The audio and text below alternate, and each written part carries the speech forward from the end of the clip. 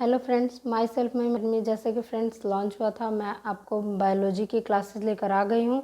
और जी जो भी मैं टॉपिक पढ़ा रही हूँ वो सारे गवर्नमेंट एग्ज़ाम में या फिर आपके 11th के क्लास के एग्ज़ाम में सारे इम्पॉर्टेंट्स हैं। प्लीज़ आप लोग अच्छे से देखिए और हमें बताइए कैसा लगा आपको लेक्चर।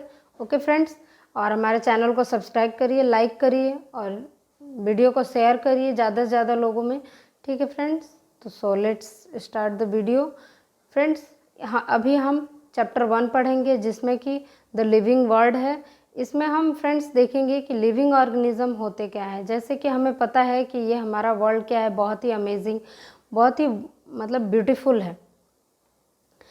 फ्रेंड्स, इसमें बहुत सारे टाइप्स के जीव रहते हैं, लिविंग ऑर्गेनिजम्स रहते हैं। जैसे कि यूनिसेलुलर है, मल्टी सेलुलर है।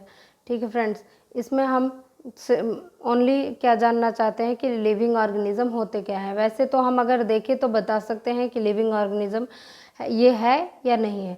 ठीक है फ्रेंड्स, लेकिन कोई स्पेशल कैरेक्टरिस्टिक होगा, फीचर होगा जिससे कि हम कह सकते हैं कि हाँ ये लिविंग ऑर्गेनिज्म है, ये लिविंग ऑर्गेनिज्म नहीं है।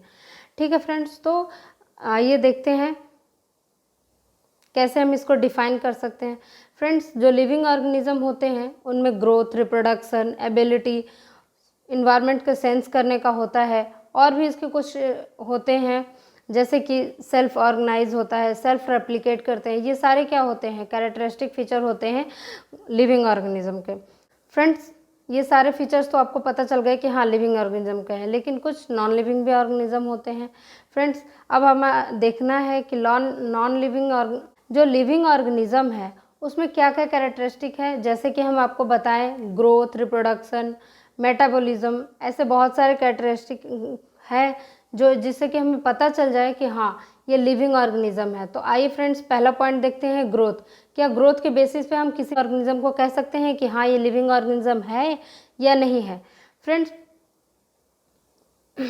दो प्रकार के होते हैं हमारे living organism, unicellular, multi cellular.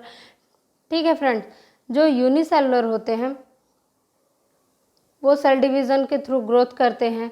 और प्लांट में फ्रेंड्स क्या होता है, प्लांट्स में कंटिन्यूअसली सेल डिवीज़न होता है और वो लाइफ लॉन्ग, जब तक वो प्लांट क्या होता है इस अर्थ पे रहता है तो वो क्या करता है, सेल डिवीज़न करते रहता है और खुद को ग्रोथ करता रहता है। इससे क्या है कि मतलब वो लिविंग ऑर्गेनिज्म लाइफ रिस्पॉन्ड वो ग्रोथ कर रहा है। बट ऐसा एनिमल्स में नहीं होता है, वो एक टाइम तक ग्रोथ करते हैं।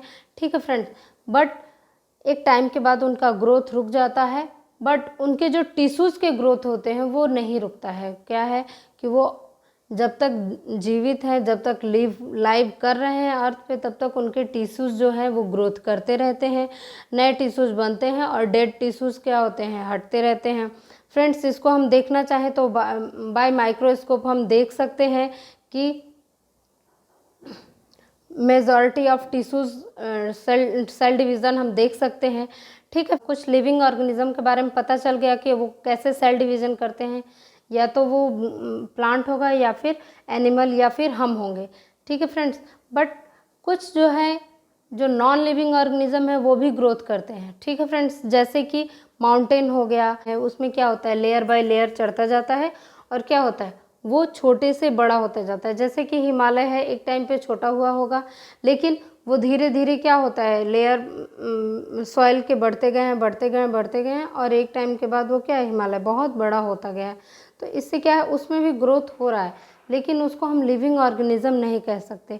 फ्रेंड्स, तो इससे हमें ये पता चलता है कि कोई भी लिविंग ऑर्गेनिज्म को हम ये नहीं कह सकते कि हाँ जो ग्रोथ करता है वही लिविंग ऑर्गेनिज्म है। इसीलिए फ्रेंड्स, ये एक आइडेंटिफाई करने का कैरेक्टरिस्टिक फीचर नहीं है लिविंग ऑर्गेनिज्म का। ठीक है फ्रेंड्स, तो ये तो हमारा ग्रोथ का टॉपिक रहा। फ्रेंड्स, अब हम चलते हैं रिप्रोडक्शन पे।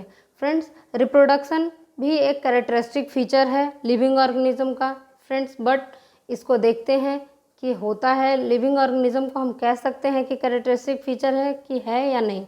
ठीक है फ्रेंड्स, मल्टी सेलुलर जो होते हैं, मल्टी सेलुलर हो या फिर यूनिसेलुलर हो, फ्रेंड्स जो भी होते हैं वो क्या करते हैं, मल्टी सेलुलर में क्या होता है कि जो उनके माता पिता, जैसे कि हमारे हम अपने माता पिता से जो भी उनके कैरेक्टरिस्टिक फीचर थे वो हमें मिला है, ठीक है। अब हमारे आगे जो भी पीढ़ी आएगी उनको मिलेगा। इससे क्या है कि जितने भी मल्टी सेलुलर लिविंग ऑर्गेनिज्म है वो अपने माता पिता या फिर अपने जनरेशन से वो अपना कैरेक्टरिस्टिक फीचर पाते हैं। कुछ फंजाई होते हैं, कुछ ऑर्गेनिज्म जो होते हैं वो एसेक्चुअली रिप्रोड्यूस करते हैं। दैट मीन्स फंजाई जो है मल्टीप्लाई होता है स्पोर्स के थ्रू।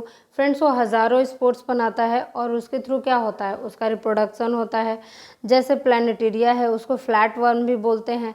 इसमें क्या होता है फ्रेंड्स, रीजनरेशन होता है। अगर उसको कट कर दिया जाए जगह जगह से तो वो डेड नहीं होता है, वो जितने कट किया जाएगा उस जगह से जो उसके पास ऑर्गन नहीं होगा वो फिर से क्या होगा, रीग्रो हो जाएगा। इसमें फ्रेंड्स जैसे कि हाइड्रा हो गया, ईस्ट हो गया, फ्रेंड्स ये बर्डिंग के थ्रू होते हैं। बर्डिंग में क्या होता है, उनके बॉडी में ही छोटे छोटे बर्डिंग्स बनते जाएंगे और उसके बाद फ्रेंड्स क्या होगा, उनकी नई जनरेशन हो सकती है। तो ऐसे में फ्रेंड्स हम देख सकते हैं कि जो भी रिप्रोडक्शन हो रहा है वो डिफरेंट डिफरेंट टाइप से हो रहा है। कुछ होते हैं जैसे माउस हो गया, स्टेराइल हो गया, स्टेराइल वर्कर बी हो गया, इनफर्टाइल ह्यूमन कपल्स हो गए। क्या उनको हम लोग कह सकते हैं कि ये नॉन लिविंग है? नहीं, ऐसा कुछ नहीं हो सकता। फ्रेंड, माउस जो होता है वो हॉर्स फीमेल और डोंकी मेल के थ्रू क्या होता है, बनता है, जो कि कभी भी रिप्रोडक्शन नहीं कर सकता है, बट उसको हम लिविंग ऑर्गेनिज्म कहेंगे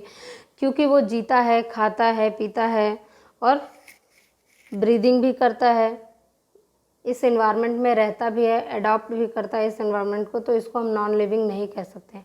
वर्किंग भी है, स्टेराइल वर्कर भी है, इनफर्टाइल ह्यूमन कपल्स हैं।